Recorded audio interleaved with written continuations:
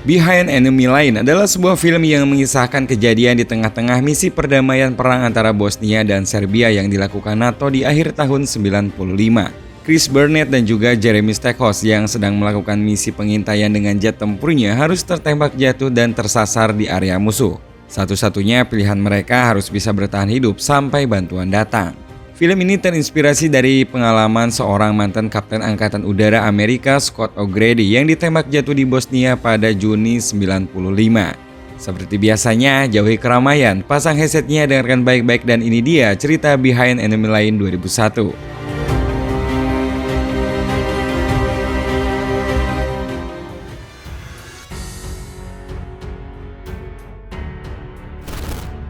Di awal cerita, kita akan dibawa ke sebuah kapal perang bernama USS Carl Vinson.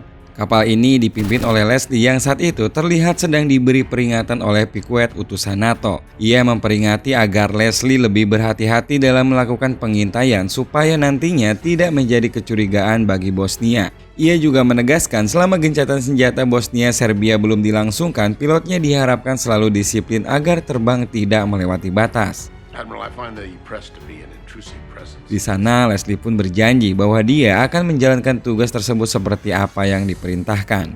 Well, today's Tuesday. I think we're helping these people.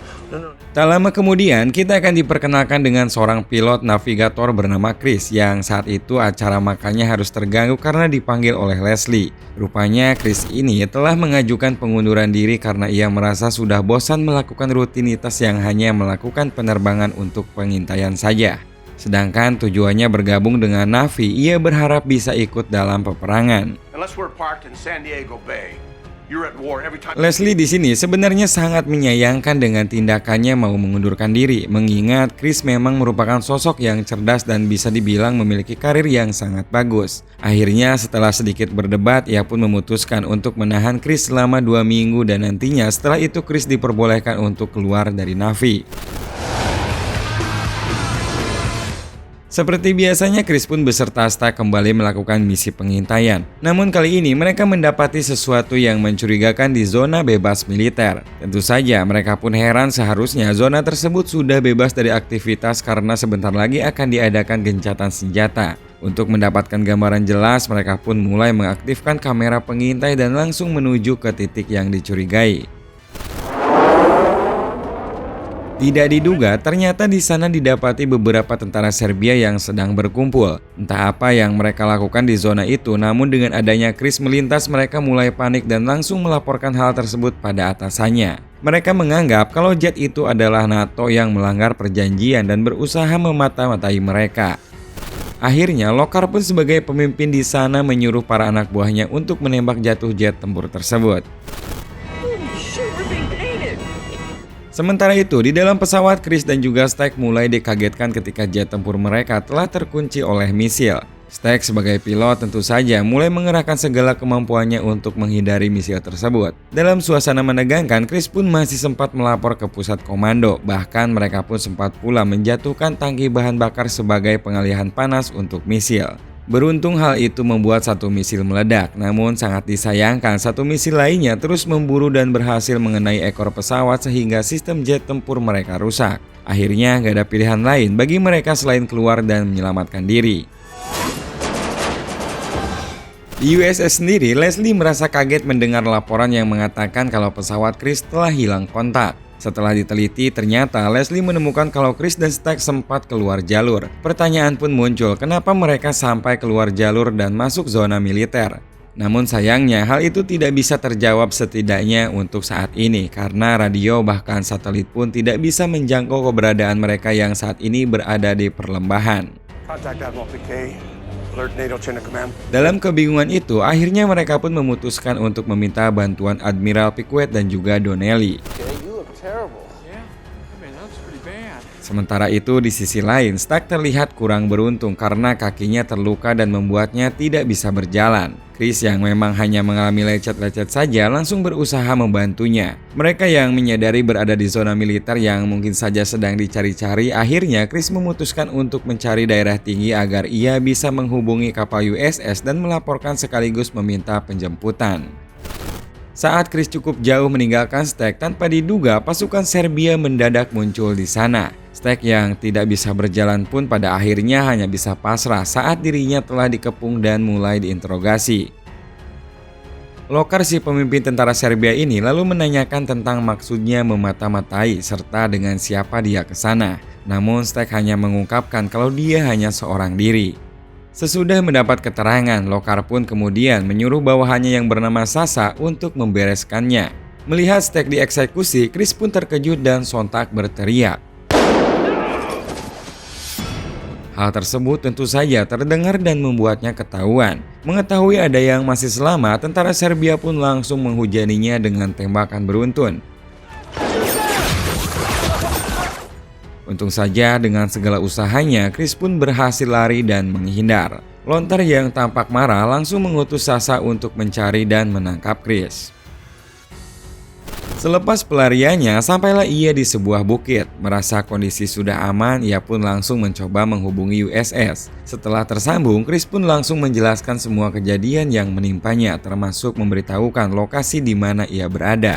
Mendapat berita tersebut, Leslie pun segera meminta Chris untuk menuju lokasi penjemputan dan akan segera mengirimkan bantuan untuk menuju ke sana. Sayangnya, saat regu penjemput hampir berangkat, Piquet datang dan melarang penjemputan itu. Dia bahkan menambahkan bahwa telah mengurus hal tersebut bersama pimpinan militer Bosnia. Dan ternyata mereka tidak mengakui telah menyerang pesawat Amerika, malah lebih menyalahkan karena Amerika telah masuk ke dalam zona bebas militer. Dan di akhir ungkapannya, Piquet pun kemudian memberikan pilihan. Apakah Leslie akan mengikuti perintah atau menyelamatkan Chris dan berakhir dipecat? Di sisi lain, Chris yang beristirahat karena sangat kelelahan ternyata ditemukan oleh Sasa yang langsung segera menembaknya. Beruntung tembakan tersebut tidak tepat sasaran sehingga membuat Chris segera menjatuhkan diri dengan cepat ke bawah dan membuatnya lolos dari tembakan susulan yang dilepaskan oleh Sasa. Setelah menyadari dirinya lolos, Chris pun kembali berlari hingga akhirnya sampai di sebuah tempat yang sebelumnya dikatakan sebagai area penjemputan. Tanpa menunggu lama, Chris pun segera saja menghubungi Leslie. Namun karena sebelumnya memang telah dilarang oleh Piquet, Leslie pun akhirnya mencoba mengulur waktu dengan memberi harapan palsu pada Chris dengan cara mengalihkan serta mengganti titik lokasi penjemputan dan lebih menyuruhnya menuju ke zona aman. Mendengar hal itu, Chris pun tentu saja emosi karena untuk sampai ke zona aman nyatanya jauh sekali. Tapi Leslie tetap menyarankan supaya Chris patuh pada perintah dan tetap bisa bertahan dari segala kondisi dan situasi yang ada, dan dia pun berjanji nantinya akan melakukan penjemputan di sana. Saat berbincang tersebut, pasukan Serbia ternyata telah sampai di sana. Hal tersebut langsung membuat Chris kembali melarikan diri serta menjauh dari jangkauan para penyergap tersebut. Di pelariannya tanpa sengaja, Chris pun terjatuh ke sebuah kubangan. Di dalam kubangan tersebut penuh sekumpulan mayat yang sudah dalam keadaan membusuk. Dan kini kita tahu guys, alasan kenapa pasukan Serbia sampai segitunya merahasiakan tempat tersebut atau kejadian yang pernah terjadi di sana. Karena rupanya diam-diam mereka telah menyimpan satu rahasia besar tentang pembunuhan massal kaum muslim yang tidak diketahui oleh pihak NATO. Setelah itu sampailah Chris di sebuah kota mati di mana puing-puing reruntuhan bekas berperang terlihat di sekelilingnya. Di sebuah tempat, Chris melihat kedua anak kecil sedang bermain, namun ada yang sedikit aneh. Dan setelah diperhatikan, Chris baru menyadari bahwa di sekeliling tempat tersebut ternyata telah dipasangi banyak ranjau, termasuk pula di dekat kakinya sendiri. Saat Chris sedang berpikir, tiba-tiba kelompok tentara Serbia telah menyusulnya. Chris pun tentu saja harus segera menghindar dengan cara melompat-lompat menghindari sekumpulan ranjau yang ada di sana. Namun bodohnya, salah satu tentara Serbia justru menginjak tali ranjau tersebut dan seketika semua ranjau pun dibuat meledak. Chris pun harus berjuang mati-matian dan berlari sekencang yang ia bisa untuk menyelamatkan diri dari ledakan-ledakan itu. Setelah selamat dari sana, Chris pun kembali menghubungi Leslie. Leslie pun menyarankan supaya Chris meneruskan langkah ke arah timur. Chris yang menyadari seakan-akan terus dipermainkan karena letak penjemputan terus saja berpindah-pindah, langsung saja mengatakan keputusasaannya. Leslie yang tidak mau mendengar anak buahnya cengeng kembali mengobarkan semangat keprajuritan Chris dan percaya bahwa dia pasti mampu dan berhasil selamat.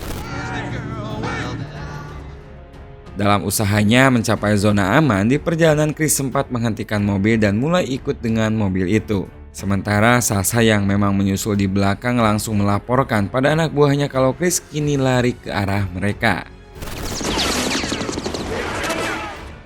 Sesampainya di tempat tujuan, mobil yang ditumpangi Chris pun langsung disambut dengan tembakan. Beruntung setelah cukup berjibaku, ia pun berhasil selamat bersama 2 orang lainnya dengan berlindung di sebuah ruangan di mana banyak tentara muslim pemberontak.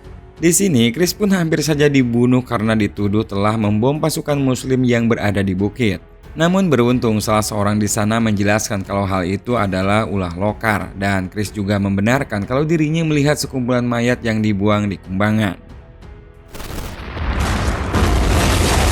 Di tengah ketegangan, prajurit Serbia di bawah pimpinan Lokar pun terlihat tiba dan langsung mengebom bangunan tersebut. Lagi-lagi Chris pun masih selamat walau jelas dia menderita luka-luka. Dalam keadaan semakin genting, Chris pun melihat mayat tentara Serbia tergeletak di sana. Dan hal itu seketika membuatnya mendapat ide untuk menggunakan baju tentara itu sebagai kamuflase agar dirinya bisa keluar dengan mudah.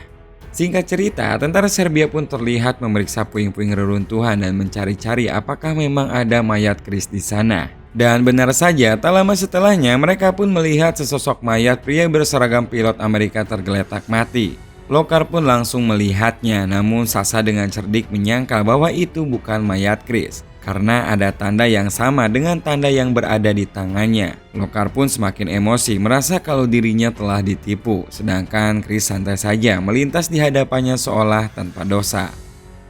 Di sisi lain terlihat helikopter suruhan Leslie telah diterbangkan dan akan menuju titik aman yang telah direncanakan sebelumnya. Namun saat hampir sampai ke titik penjemputan, tiba-tiba pihak NATO mengungkapkan bahwa Chris telah terbunuh oleh pemberontak dan menemukan mayatnya.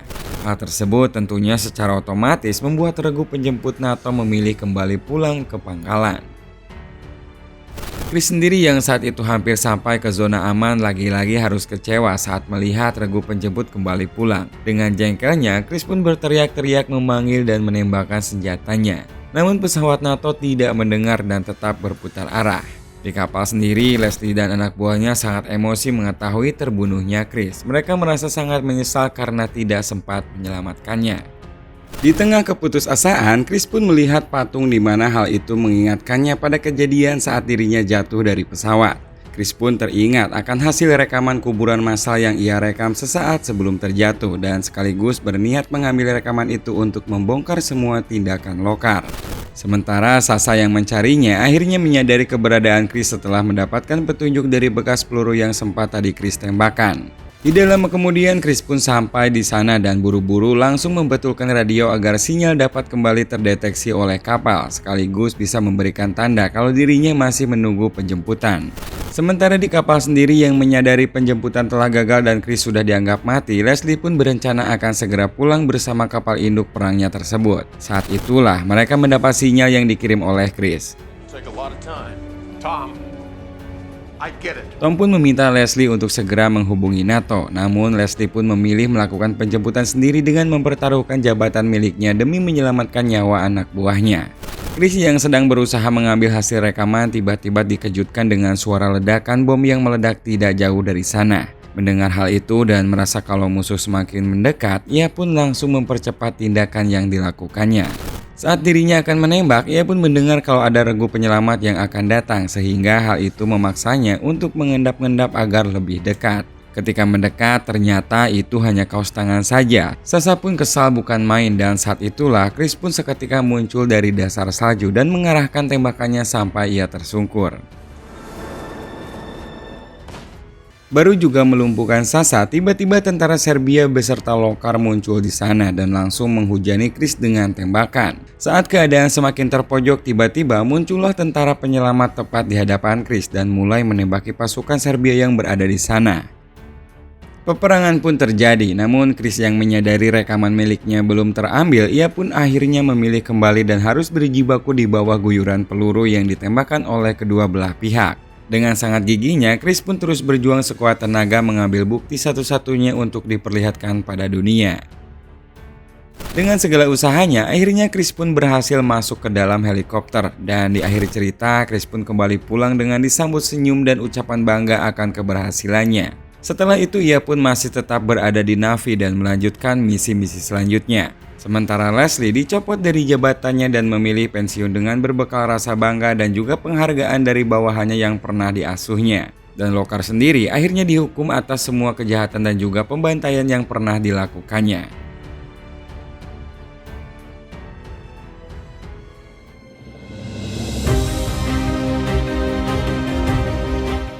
Perjuangan yang keras akan menghasilkan hasil yang luar biasa juga.